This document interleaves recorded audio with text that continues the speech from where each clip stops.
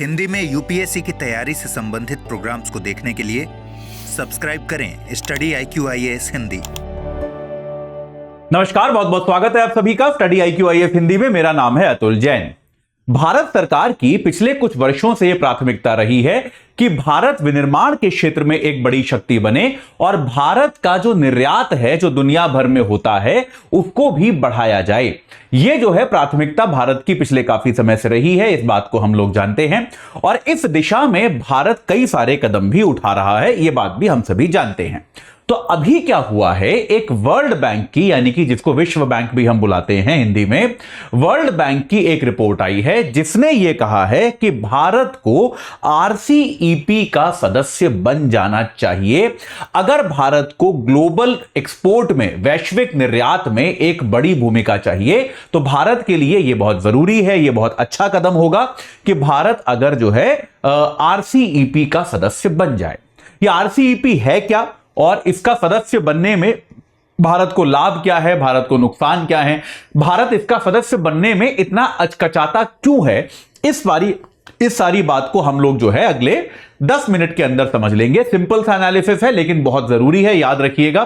तो इसको बहुत ध्यान से सुनिएगा। इकोनॉमिक्स में जो पार्टनरशिप पे सवाल आते हैं वो बहुत ज्यादा आते हैं, तो इसमें बहुत ध्यान दीजिएगा, ठीक है। चलिए, लेकिन उसके पहले आपको बता दूं कि हमारा P2I बैच जो है प्रतिज्ञा प्लस, वो 19 तारीख सुबह 8 बजे से शुरू हो रहा है। 15 तारीख पर उस पर डबल वैलिडिटी ऑफर है। अगर आप इस बैच से जुड़ते हैं भाई तो आपको मिलेगी double validity. AJ live code लगाते हैं, 21,500 का बैच मिल जाएगा। वैलिडिटी 3 साल रहेगी, पहले 1.5 साल होती थी, याद रखिएगा। 2027 तक वैलिड रहेगा। आज ही जुड़ जाइए AJ लाइव कोड लगा के। और अगर 2026 या 27 में परीक्षा देनी है तो भाई आपको जो है ये बैच मिल जाएगा। तो आप ये वाला बैच 16 तारीख से शुरू हो रहा है सुबह 8 बजे से। AJ लाइव कोड लगा के 2026 वाला बैच जो है उससे आप जुड़ सकते हैं 29,000 में, 27 वाले बैच से 35,000 में जुड़ सकते हैं। तो आप जो है इनकी वैलिडिटी भी 4 और 5 साल इस बार रहेगी। तो याद रखिए, एक्स्ट्रा वैलिडिटी के लिए 15 तारीख तक जुड़ जाइए, वरना वैलिडिटी नॉर्मल हो जाएगी, ठीक है। चलिए, तो भाई विश्व बैंक की एक रिपोर्ट आई है RCEP के बारे में। RCEP क्या होता है एक बार आपको बताए देता हूं। इन संस्थानों के नाम आपको पता होने चाहिए। विश्व बैंक ने कहा है क्षेत्रीय व्यापार आर्थिक साझेदारी। भारत को क्षेत्रीय व्यापार आर्थिक साझेदारी का सदस्य बन जाना चाहिए। यह बात जो है, यह बात वर्ल्ड बैंक ने भारत को कही है, ठीक है। माफ कीजिएगा। तो भारत को जो है RCEP का सदस्य बन जाना चाहिए, यह बात जो है इस समय वर्ल्ड बैंक ने कही है कि इसी को हम RCEP बुलाते हैं। अब इस लेक्चर में RCEP ही बोलेंगे। तो इन्होंने कहा है कि भाई भारत इसका अगर सदस्य बन जाएगा, regional comprehensive economic partnership, Bharat अगर इसका सदस्य बनेगा तो भारत का जो लक्ष्य है कि हमको अपना निर्यात बढ़ाना है, वर्ल्ड बैंक का यह कहना है कि अगर भारत सदस्य बनता है तो भारत जो है वो 2030 तक, यानी कि 6 साल के अंदर $1 ट्रिलियन का, यानी कि 1,000 बिलियन, $1 ट्रिलियन का व्यापार जो है करने में, $1 ट्रिलियन का निर्यात जो है करने में भारत सफल रहेगा। यह बात जो है वर्ल्ड बैंक ने कही है। तो अगर भारत का यह सपना है कि हमको 2030 तक $1 ट्रिलियन का निर्यात करना है तो उसके लिए RCEP की सदस्यता भारत में बहुत ज्यादा लाभदायक सिद्ध हो सकती है भारत के व्यापार के लिए। RCEP क्या है बेसिकली, जैसा आपको मैंने पहले भी कई बार पढ़ाया है, P2I बैचेज में भी पढ़ाता हूं कि इकोनॉमिक कोऑपरेशन के बेटा जितने भी ये समूह होते हैं सबका एक ही काम होता है, मुक्त व्यापार संधि करना। मुक्त व्यापार मतलब कि भैया तुम अपने देश से हमारे देश में कुछ भेजोगे, उस पे हम कम ड्यूटी लगाएंगे, कम टैक्स लगाएंगे, ठीक है। यह होता है, यह मुक्त व्यापार संधि है। तो RCEP क्या है? RCEP बेटा एक मुक्त व्यापार संधि है जिसमें 15 देश शामिल हैं। RCEP क्या है? एक मुक्त व्यापार संधि है, फ्री ट्रेड एग्रीमेंट है, यानी कि देश जो है एक दूसरे को कोई भी ट्रेड, ये बात समझिए, मुक्त व्यापार संधि थोड़ा सा मिसनोमर है। एकदम मुक्त व्यापार तो नहीं होता है, एकदम फ्री ट्रेड नहीं होता है, लेकिन अपेक्षाकृत कम टैरिफ यानी कि कम टैक्स जो है देश एक दूसरे के आयात निर्यात पे लगाते हैं, इसको आप मुक्त व्यापार संधि कहते हैं। तो इसमें कौन कौन से देश शामिल हैं? इसमें 15 देश शामिल हैं। 15 देश कौन कौन से हैं? 10 तो इसमें आसियान के सदस्य हैं, जो आपका दक्षिण पूर्व एशिया के देश जो हैं, 10 आसियान देश शामिल हैं, ठीक है। और 10 आसियान देशों के साथ, क्योंकि आसियान देश जो है अपने आप में बड़ी शक्ति हैं, तो उनके साथ जो है 5 अन्य देश इसमें शामिल हैं। वो कौन कौन से हैं? जापान शामिल है, चीन शामिल है, जो कि बहुत इंपॉर्टेंट है भाई भारत के लिए। जापान शामिल है, चीन शामिल है, दक्षिण कोरिया शामिल है, और ऑस्ट्रेलिया शामिल है, और न्यूजीलैंड शामिल है।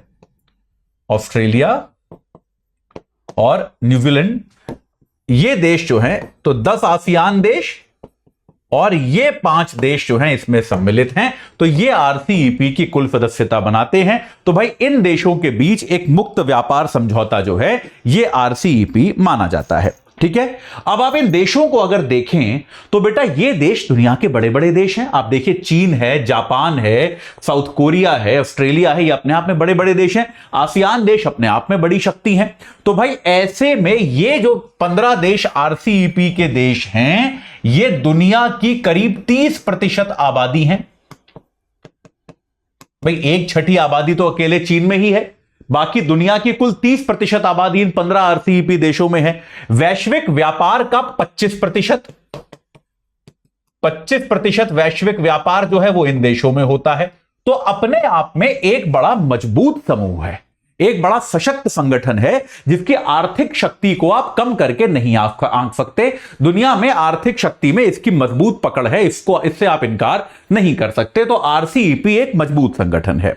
तो अब है क्या, भारत को अगर इसमें क्या होता है, देखिए अभी भारत इसके देशों के साथ जो व्यापार करता है, भारत अपने टैरिफ लगाता है। आरसीईपी में अगर भारत शामिल होगा तो भारत को अपने कई सारे उत्पादों पर 90% तक टैरिफ घटाना पड़ेगा।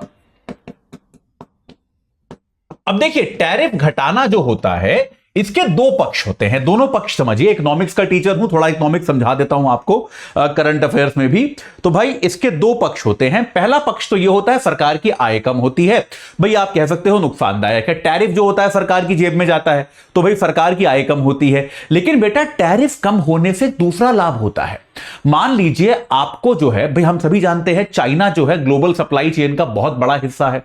तो आप चाइना से कुछ भी उत्पाद मंगा रहे हो, चीजें मंगा रहे हो, या कोरिया से मंगा रहे हो, या न्यूजीलैंड से मंगा रहे हो, या ऑस्ट्रेलिया से मंगा रहे हो, तो अगर आपके टैरिफ कम होंगे तो आपके देश में यह आयात सरलता से हो जाएगा।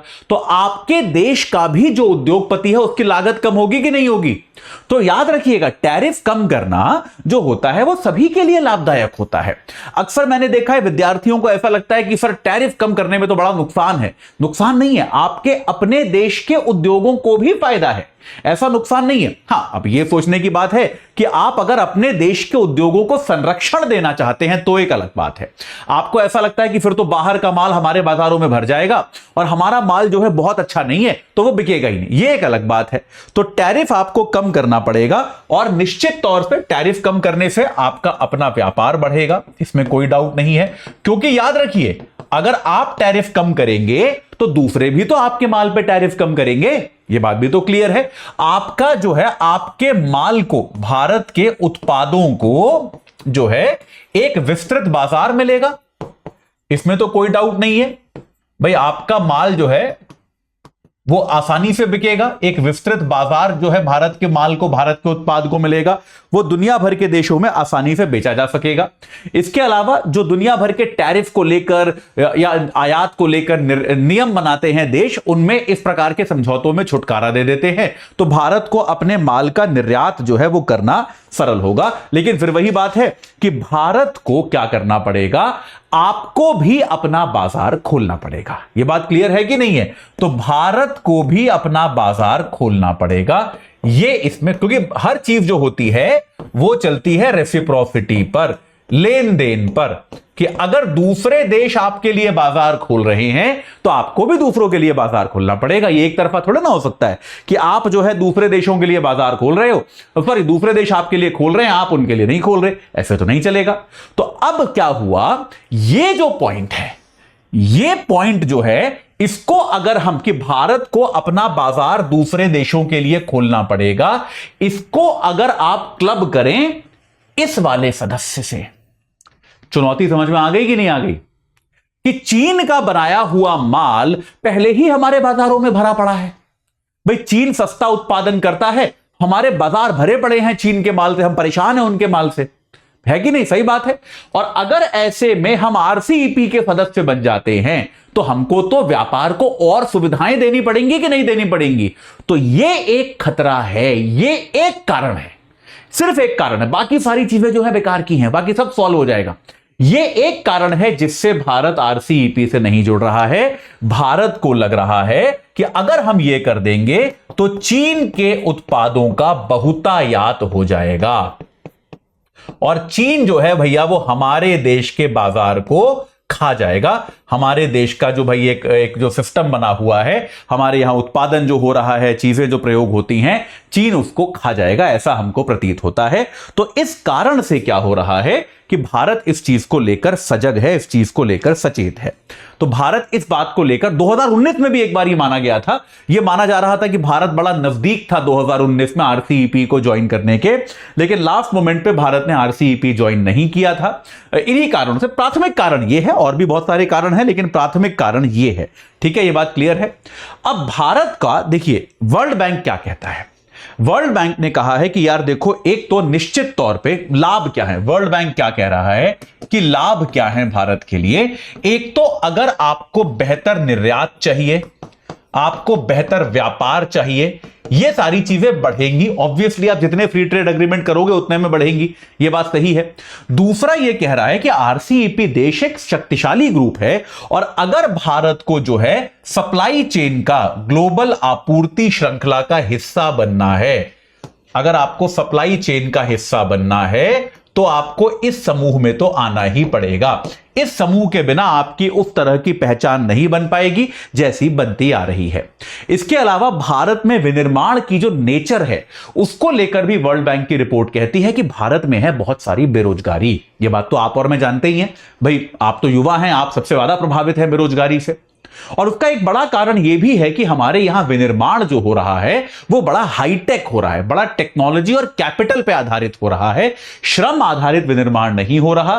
तो इससे क्या होगा, अगर आप आरसीईपी का हिस्सा बनते हो तो आप अपने देश में श्रम आधारित विनिर्माण को भी बढ़ावा दे सकते हो, क्योंकि इन चीजों की मांग आरसीईपी में है।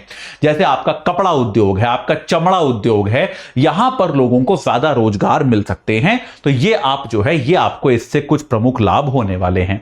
भारत के लिए एक तरह से जो हम कह दे चुनौतियां, या फिर क्यों भारत इसमें शामिल होने में अचकचा रहा है, एक तो आपको मैंने कारण बता ही दिया, चीन की उपस्थिति, कि चीन है इसमें और भारत को ऐसा लगता है यार कि हमारे बाजार को अपने माल से वो भर देगा।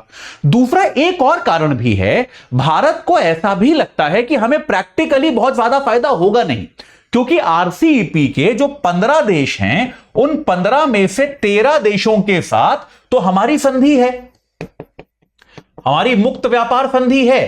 केवल 2 देश ऐसे हैं जिनके साथ नहीं है हमारी संधि, एक तो चीन है और दूसरा न्यूजीलैंड है।